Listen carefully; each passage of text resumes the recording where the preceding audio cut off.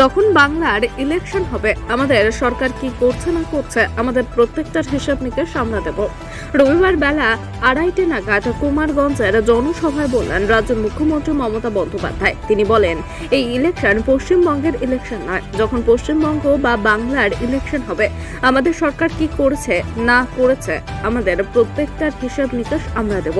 এই ইলেকশন দিল্লির নির্বাচন, মোদি বাবুর বিরুদ্ধে ইলেকশন। এই ইলেকশন মোদী সরকারকে কৈফিয়ত দিতে হবে। এইভাবে তিনি মোদী সরকার তথা বিজেপি সরকারের বিরুদ্ধে একরাশ ক্ষোভ উগরে দিলেন। এই বিষয়ে তিনি ঠিক আর কি বললেন শুনবো।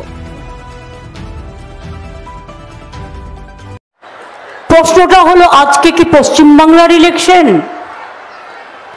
যখন বাংলার ইলেকশন হবে আমাদের সরকার কি করেছে না করেছে আপনাদের প্রত্যেকটা হিসেব নিকেশ আমরা দেব। আজকের ইলেকশন তো দিল্লির ইলেকশন, মোদি বাবুর বিরুদ্ধে ইলেকশন। এই ইলেকশনে মোদি সরকারকে কৈফিয়ত দিতে হবে, বিজেপির গদ্দারদের কৈফিয়ত দিতে হবে যে তোমরা 10 বছরে কি করেছো মানুষের জন্য। জবাব চাই, জবাব দাও।